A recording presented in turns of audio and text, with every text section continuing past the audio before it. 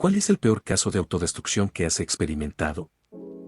En un momento dado, caí tan hondo en la depresión que dejé de ir a trabajar, de contestar el teléfono, de pagar las facturas, de salir de casa. Me despidieron, me quitaron el coche, me echaron de casa, ni me importó. Si mi madre no hubiera intervenido y me hubiera ayudado diagonal hospitalizado, de verdad creo que me habría dejado morir. Edito para añadir que, cuando estaba pasando, ni siquiera me di cuenta de que estaba pasando. No hubo una ruptura, ni una muerte, ni ningún trauma notable que lo desencadenara. Ir a trabajar se fue haciendo cada vez más difícil, y luego, con el tiempo, todo se convirtió en tareas monumentales, incluso mandar un mensaje. Tushan, olvídalo. Sin platos ni comida. Bueno, ¿qué más da? Presta atención a las señales de alerta y cuídate. No hubo ningún momento en el que pensara, debo estar deprimido, antes de estar demasiado lejos para buscar ayuda.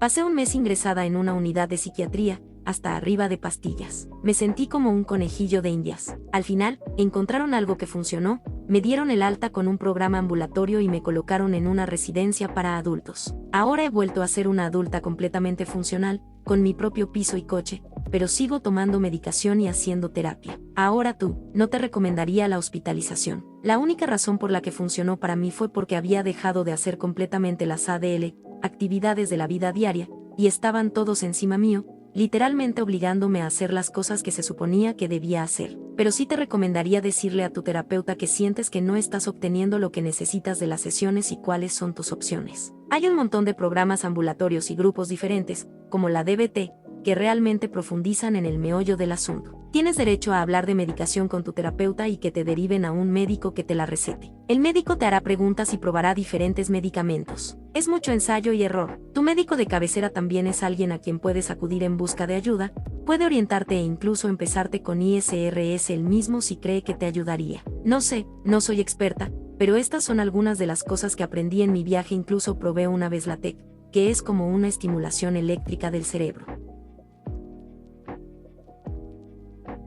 Sí, estuve diagonal, estoy en las primeras etapas de una situación bastante parecida. Mi trabajo me estaba hundiendo en la depresión, pero me despidieron en diciembre y durante un par de semanas, la vida volvió a ser maravillosa. Pero luego la falta de pasta empezó a ser un problemilla, y luego un problemón. Mi habitación es un desastre desde fin de año. He hecho algo de limpieza superficial, pero necesitaba una buena limpieza a fondo, y hasta ahora, mediados de abril, todavía no he conseguido curro. Unos trabajillos freelance me han sacado del apuro, y estoy con un proyecto con un colega que ahora puede que despegue de verdad, pero el primer pago no llega hasta principios de mayo. He pasado 2 o 3 días sin ducharme varias veces este último mes, duchándome solo después de cagar, incluso con depresión, hay que ducharse después de eso, jaja, y saltándome el lavado de pelo en muchas de las duchas que sí me he dado. El martes pasado me lavé el pelo, pero luego me pilló la lluvia. Pensaba volver a lavarlo, pero me sequé y me salté la ducha otra vez. En los últimos 7 días me he duchado una vez, y me he saltado el pelo. Pero anoche me miré al espejo,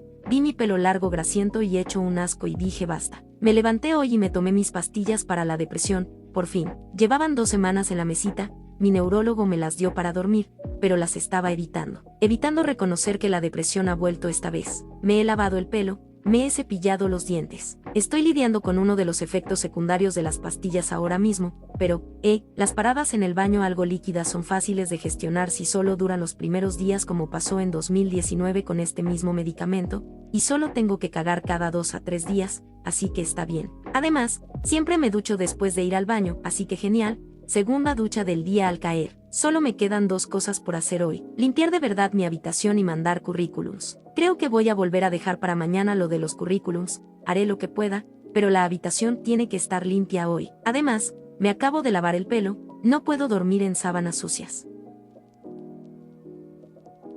Yo también estaba huyendo, ni siquiera sabía qué habían decidido hacer con mi trabajo. Me estaban buscando, incluso fueron a casa de mi madre. He corrido tanto en mi vida, pero todo lo que he conseguido es la certeza de que no veo nada bueno para mí en el futuro. He luchado con el dinero, ahora lo tengo y solo lo gasto en porros y comida basura porque salir de casa me parece una puta idea terrible. Me alegro de que alguien lo haya conseguido. Espero que hayas encontrado ese alivio tan esperado en tu corazón. Mi corazón espera a que mi madre y mi padre fallezcan y entonces podré encontrar el alivio también.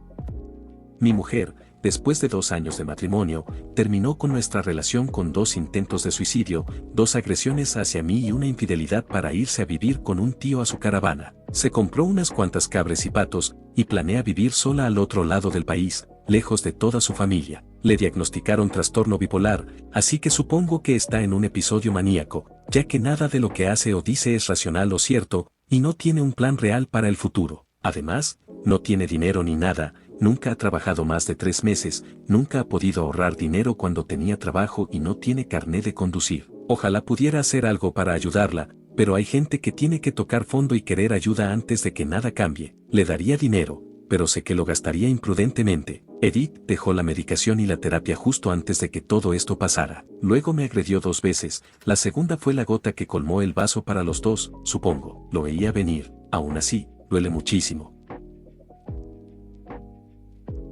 Parece que mi exmujer llevaba una doble vida. Conmigo, era una mujer cristiana, muy moral, quería a sus hijos, destacaba en su trabajo y estaba muy orientada a las instalaciones. La otra vida que descubrí fue que se acostaba con sus compañeros de trabajo, lo cual es impresionante porque trabajaba desde casa casi el 100% del tiempo. Descubrí su aventura con un compañero de otro país y la confronté. Pidió el divorcio, me echó de casa, me chantajeó con amenazas de decirles a nuestros hijos que los maltrataba, me tendió una trampa para cometer un delito y lo consiguió. Intentó hacer pública su relación con su amante casado 2 meses después de la separación, ante una familia extremadamente cristiana, tuvo más problemas de salud mental, perdió el juicio de divorcio, perdió su trabajo por la infidelidad, destrozó su propia familia, los niños no confían en ella. Solo tiene la custodia en algunas vacaciones escolares, cambió su nombre y se mudó a 2000 millas de distancia para escapar del daño que hizo a su reputación, y le costó el trabajo a 50 personas por culpa de la aventura. Gana 10 veces más que antes,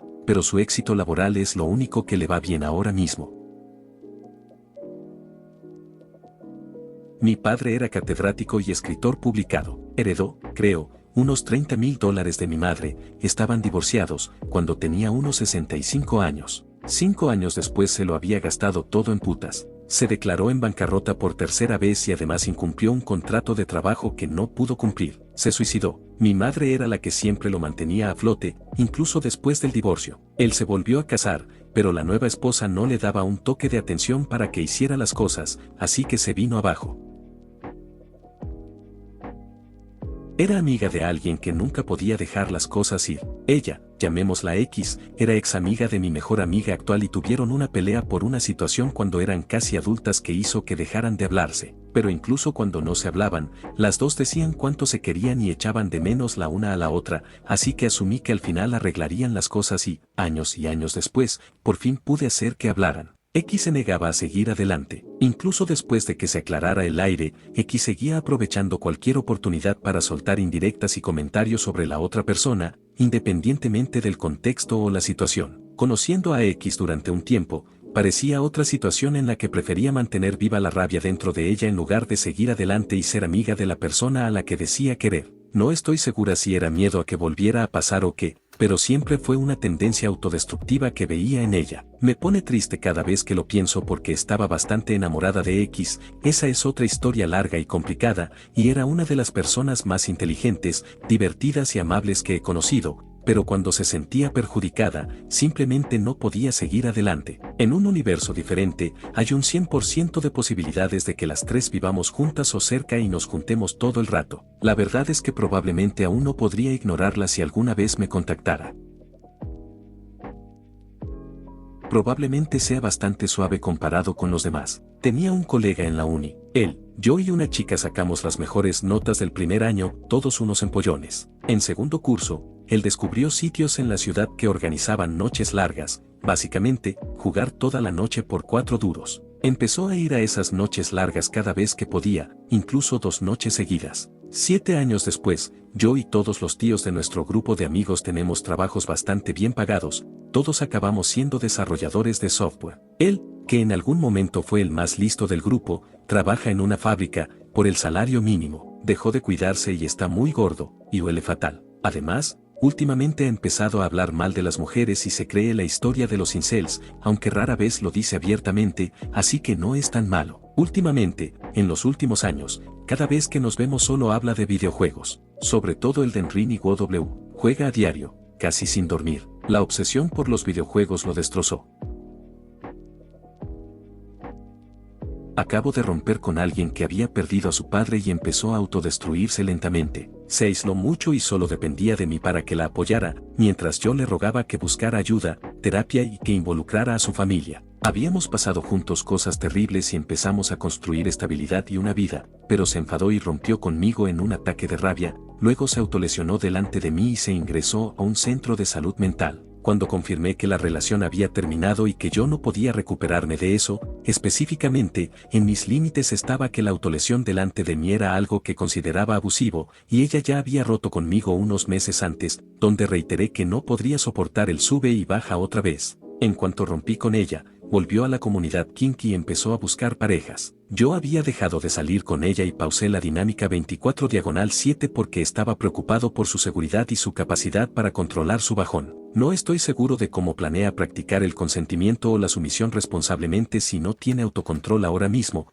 pero tampoco está en un lugar donde me escuchara. Me quedo despierto pensando en gente poco ética que busca específicamente el tipo de compañero de juegos que ella es ahora mismo y espero y rezo para que no le pase nada malo. Quería tener una relación con ella, una dinámica con ella y salir con ella, solo quería que frenara y actuara con más seguridad. Perdón por mi historia triste, gracias por dejarme desahogarme, extraños de internet. Trabajé con un tipo que era un narcisista absoluto, un auténtico pirado, un cirujano muy exitoso, quizás una profesión que atrae a ese tipo, pero intentaba coaccionar y controlar todo y a todos a su alrededor hasta el punto de que finalmente implosionó. Cuando abusas y manipulas a todo el mundo que conoces, al final te encuentras con obstáculos que no cederán ante tu agresividad. Perdió sus privilegios hospitalarios por maltratar a su exmujer, que también era cirujana allí. Finalmente se enfrentó al colegio de cirujanos por comportamiento abusivo y abuso de alcohol, y se enfrentaba a acciones disciplinarias. Finalmente se enfrentó a la policía. Huyó de ellos una noche borracho en su porche, algo de lo que ya había presumido antes. Nuestra ciudad solo tenía un 911 plateado dando vueltas, así que sabían dónde encontrarlo a la mañana siguiente. Lo arrestaron en el aparcamiento del hospital y aún así superó la prueba de alcoholemia cuando se presentó al trabajo para operar. Perdió su carnet de conducir y su licencia médica. Muy tristemente, se quitó la vida. Odio decir que no derramé una lágrima, pero sientes por los desafortunados familiares que dejó atrás.